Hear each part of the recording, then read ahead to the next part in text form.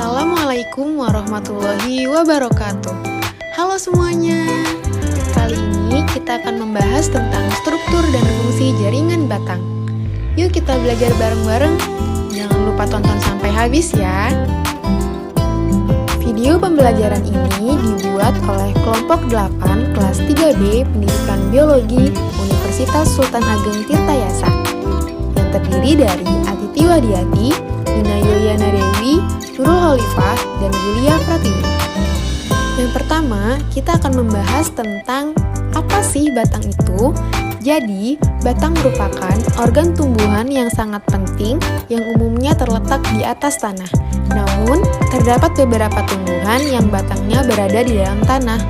Batang mempunyai ciri-ciri khusus yaitu bagian yang berdaun dan mempunyai buku dan juga ruas. Lalu, apa saja sih fungsi batang itu? Batang memiliki banyak sekali fungsi. Di antaranya adalah yang pertama, sebagai alat transportasi zat makanan dari akar ke daun dan hasil fotosintesis dari daun ke seluruh bagian tubuh. Yang kedua, sebagai alat perkembangbiakan vegetatif.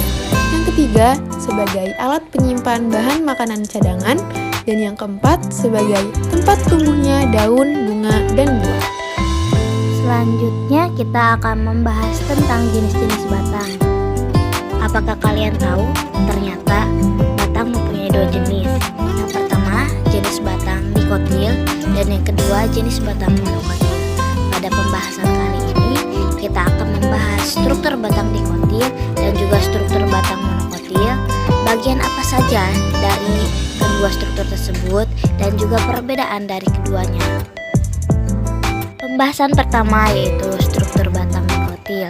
Di sini terdapat dua gambar dari literatur.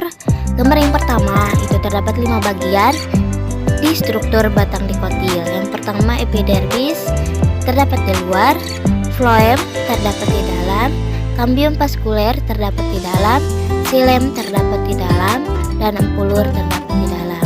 Gambar kedua lebih detail ya bagian-bagian struktur batang dikotilnya. Yang pertama itu terdapat epidermis, kolenkim, parenkim, endodermis, sklerenkim, kambium intervaskuler, floem, empulur, xilem, jari-jari empulur, kambium vaskuler, dan terakhir periskel. Bagian struktur batang dikotil yang kita bahas pertama kali yaitu epidermis. Epidermis terletak dari luar organ batang. Bahwa tadi kita sudah melihat struktur batang dikotil dan juga gambarnya seperti apa. Ternyata epidermis terdapat di luar organ batang. Selanjutnya, epidermis terdiri atas lapis sel yang dinding selnya sudah mengalami penebalan yang disebut kutikula. Sel-sel epidermis biasanya berbentuk rektanguler dan tersusun rapat tanpa adanya ruang antar sel. Dan epidermis dapat mengalami diferensiasi membentuk derivat epidermis seperti membentuk stomata, trikoma, dan lain sebagainya. Selanjutnya yaitu korteks. Korteks terdiri atas kolenkim yang susunannya berdasarkan rapat. Korteks juga tersusun dari parenkim yang berdinding tipis, longgar dengan banyak ruang antar sel, dan juga parenkim korteks bagian tepi mengandung kloroplas sehingga mampu mengadakan proses fotosintesis. Selanjutnya ada endodermis. Endodermis sering disebut juga floeterma atau sarung amilum. Disebut demikian karena endodermis banyak berisi butir-butir amilum. Floeterma tersebut akan mengalami penebalan dengan membentuk pita kasar. Endodermis juga hanya terdiri atas satu lapisan sel saja yang berfungsi sebagai pemisah antara korteks dan silinder pusat. Struktur batang dikotil yang terakhir yaitu silinder pusat atau yang sering disebut dengan stel. Stel terletak di sebelah dalam korteks, bersifat meristematis, dan dalam stel terdapat zat-zat parenkim dan berkas pengangkut seperti xilem dan floem. Di dalam silinder pusat atau stel terdapat beberapa bagian. Yang pertama yaitu perisikel atau perikambium. Sel-sel pada lapisan perikambium aktif membelah dan menghasilkan sel-sel yang baru. Kemampuan meristematis pada stel inilah yang mengakibatkan batang tumbuhan dikotil dapat tumbuh besar. Yang kedua yaitu kambium intravaskuler, yaitu kambium ini menyebabkan pertumbuhan sekunder berlangsung terus-menerus, tetapi pertumbuhannya sangat ditentukan oleh keadaan lingkungan. Yang ketiga yaitu kilem. Kilem berfungsi untuk mengangkut mineral dan zat hara dari akar menuju daun. Yang keempat ada phloem. Phloem berfungsi untuk mengangkut hasil fotosintesis ke seluruh bagian tumbuhan. Dan yang terakhir ada empulur yang tersusun atas jaringan dasar atau sel parenkim. Selanjutnya kita akan membahas materi tentang batang monokotil. Di sini terdapat struktur dari batang monokotil yang dapat kita lihat secara bersama, yakni terdapat epidermis sebagai lapisan paling luar dari batang monokotil, kemudian ada vaskular, dan juga ada sistem jaringan tanah yang dapat kita sebut juga sebagai sistem jaringan dasar, kemudian ada xilem dan juga phloem yang termasuk ke dalam stele. Berikutnya terdapat penjelasan mengenai epidermis dan juga korteks pada batang monokotil. Pada epidermis ini merupakan struktur paling luar atau lapisan terluar pada batang monokotil yang disusun oleh satu lapis sel. Nah, epidermis pada batang monokotil ini dilengkapi dengan stomata dan bulu-bulu. Nah, pada umumnya epidermis pada tumbuhan monokotil ini sama atau tidak jauh berbeda dengan tumbuhan dikotil, yakni berfungsi untuk melindungi jaringan yang ada di bawah epidermis.